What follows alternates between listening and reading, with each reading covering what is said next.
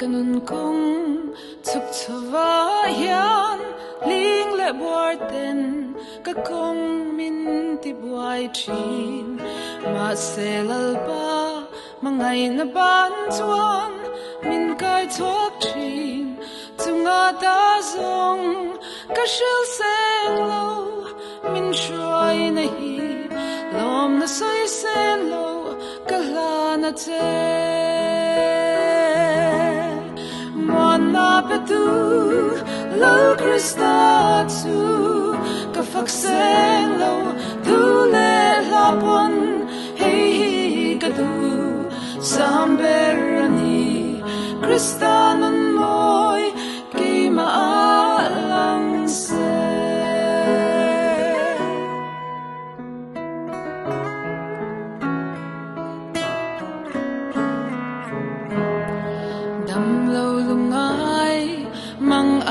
Ten min sim vel o kal ngai na ka shalo lau su ka kai ang che min lo ti chandam tu ma ngai na onem chuan ke mi swal jang kai lo ber hi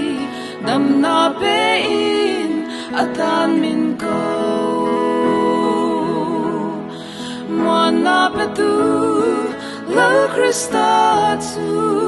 ka fakseng lo du le lapon hey ka du samberani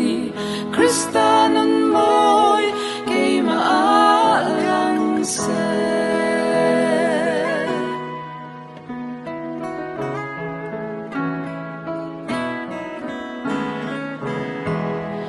lalpa itan min mang vela kanei ka shia ka thei na zong zong hi tran pui ngai le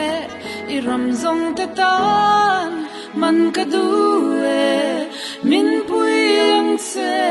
i chak na in min thuam vela chak lo na sual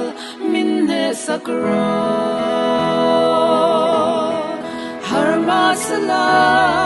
kazui zelang ze min choi theng nghe yang ze o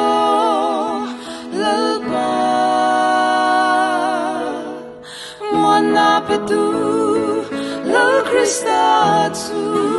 ka fakseng lo tu le lapon hey ka tu samberani